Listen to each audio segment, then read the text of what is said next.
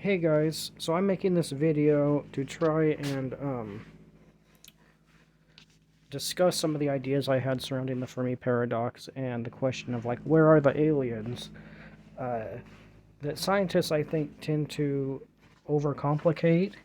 Um, there's a bias in biology that is evolution tends towards some grandiose conclusion. Usually humanity or some kind of analog to humanity. Um, which isn't the case. In evolution and biology, there is no direction or end goal, and the idea that technology would or should arise uh, in the course of evolution is kind of ridiculous. Um, I've done some basic calculations, and some people might say that these are too basic and are too simplified.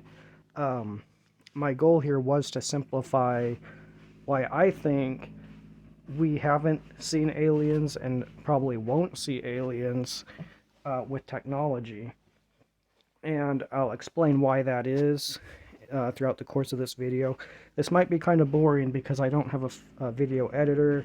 Um, this xenomorph picture is probably going to just be what stays there on the screen. So, um, first of all, I collected some data from the internet, right? Uh, let's see here. So what I have are the confirmed planets to support life, which is only one, the Earth, the confirmed species to develop advanced technology, which is only one, um, the confirmed planets that we've identified so far, there's 5,502.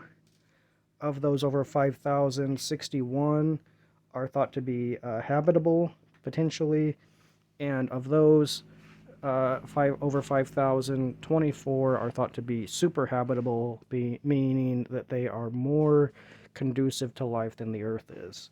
Um, uh, the estimated number of Earth analogs in the Milky Way galaxy is around 40 billion. Um, the estimated number of extant species on Earth, that's living species, is around 8.7 million. Um, the number of species to have ever existed on the Earth throughout its history is estimated between 4 billion and 50 billion. So somewhere in there. Um, and then finally, the estimated number of planets in the observable universe is around 10 to the 25 fifth power. So using those data, right, I combine them in various ways. I won't go into detail here because I'm writing a paper that I'm hoping to submit to astrobiology at some point in the nearish future. Um, but I combined these variables and ultimately came up with really four numbers that matter to me, um, which is the estimated number of worlds in the Milky Way to have technology analogous to humans. And I came up with two estimates for that, one conservative and one optimistic. And I additionally came up with the number of worlds in the observable universe to have technology analogous to humans. And I came up with conservative and optimistic estimations for that as well. The things to consider here are that in the 4.5 or 4.6 billion years of Earth history, there's only been one species to ever evolve advanced technology like humans have, that we are aware of. And so, conservative estimate, 1 out of 50 billion species, right? Additionally, let me just mute that for now. Additionally, what was I saying? The number of planets that are conducive to life, that we are aware of, are just 1 out of over 5,000. So, considering those things, what I have found is that in the Milky Way,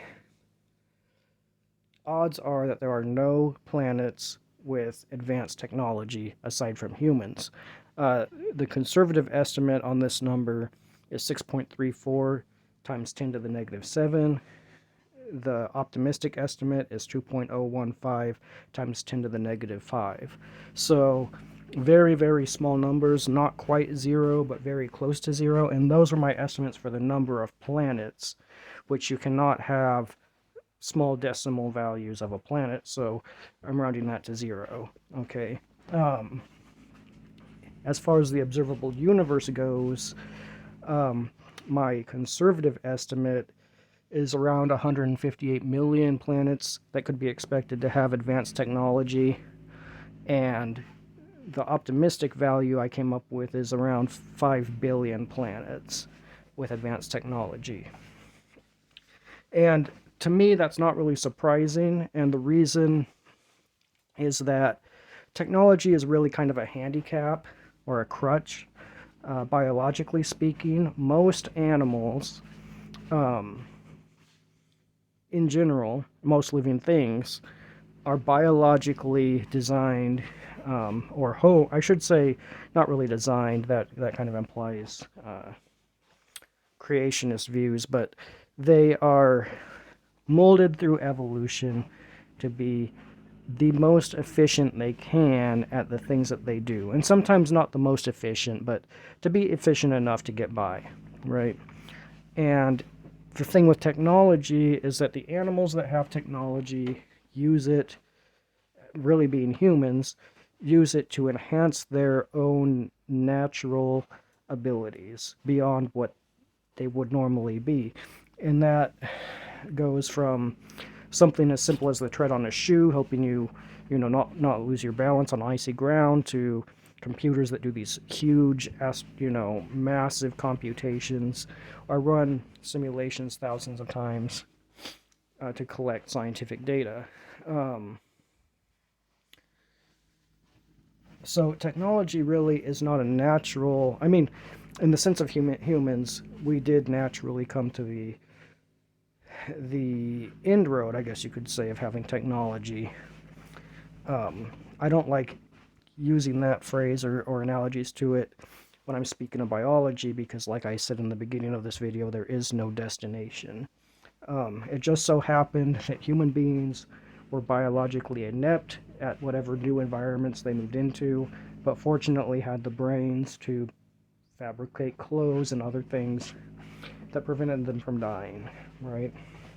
Enabled them to hunt better without claws and sharp teeth, enabled them to insulate their bodies without fur, things like that. Now we have cars and things that let us move at 60 miles per hour, where normally we'd only be walking at like 1 or 2. So, human beings are kind of the anomaly in the animal kingdom when you consider that, or I should say the kingdom of life in general, when you consider that there's an estimated 2 million animal species or so that have been identified, and an estimated like 8 billion or 8 million, I don't know if I said billion for that last number or not, but I meant million species in total on the planet Earth that are living currently. Of those, there's only one that has technology. So just doing a simple calculation of percentage, that's a really, really low percent, 1 in 8.7 million. The other thing to consider is that most life on Earth is extinct. Like 99% of species, roughly, have gone extinct. And so, another way of thinking about this is that 1 in between 4 and 50 billion species has come up with technology on planet Earth. So now, considering that there's 1 out of around 5,000 planets that have life, and on this planet, 1 in, between 4 and 50 billion species throughout its history have only come up with advanced technology like humans have, suffice it to say it's not a very common thing. And whether or not life is common or not throughout the universe is a different question. And don't get me wrong, in this video, um, everything about this is more complex than I'm possibly making it seem like it is. But just looking at the astronomical data, the paleontological data, right, the biological data that we have of living animals, technology is rare. And the fact that it was so successful for us, I think maybe the animals that do end up developing it, beyond like using sticks to poke for ants in a hole or something, maybe it is universally adaptaceous, maybe it isn't. It could have just been with humans that it worked out the way that it did. Um, in astrobiology, there's a lot of speculation.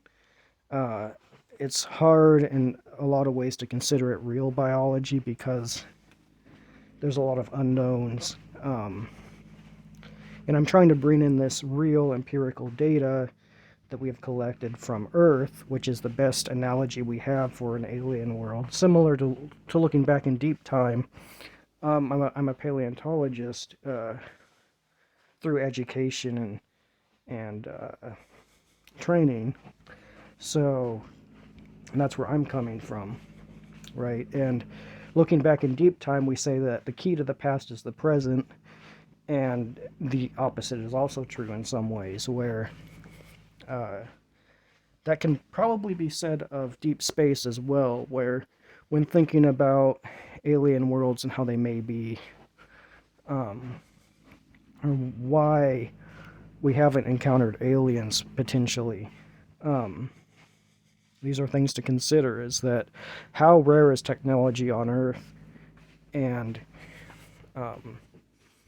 how likely is it to have arisen elsewhere based on the likelihood it happened here, which is very, very unlikely. Like I said, I think I had it out of the observable universe where there's trillions of planets, only about 500 million or 5 billion at most might have technology. And I think that thinking about it this way, most of the observable universe that has life, if it has life,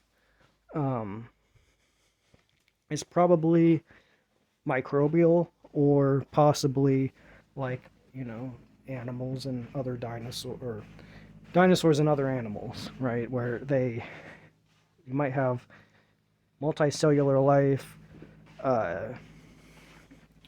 but they don't have technology or don't have a need for it. Maybe there's some worlds where maybe they have some kind of technology, but they never developed it. Like, for example, Neanderthals and things like that, where they had technological complexes, they just never got to the point where it was anything beyond like a sharp rock, or maybe a sharp rock tied to a stick, right?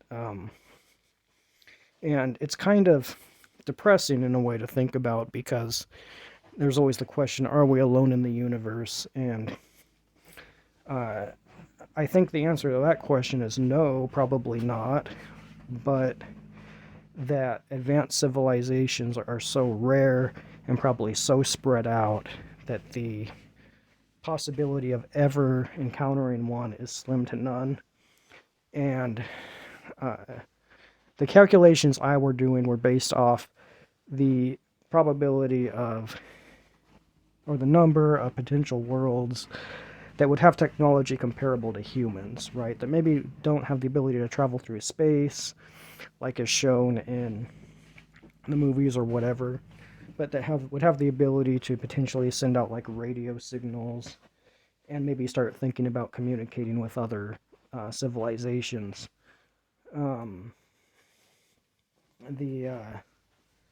Yeah, so that's where I'm at now. The title of the paper that I'm thinking of writing is, or I've already begun the process of writing it, but whether or not it gets through peer review is a different matter. But the title is technology is a crutch, a paleontological explanation for the Fermi paradox, and why advanced civilizations should be rare in the universe. Right? So keep your eyes out peeled for that. I'm sorry for all the slip-ups in this video. I don't have a video editor at the moment.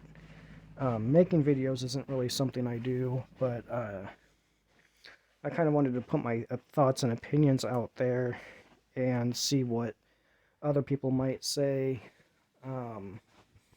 Again, I know this is probably a boring video, and if you sat through all of it, I commend you, because I might not. But thank you for watching, and have a great rest of your week.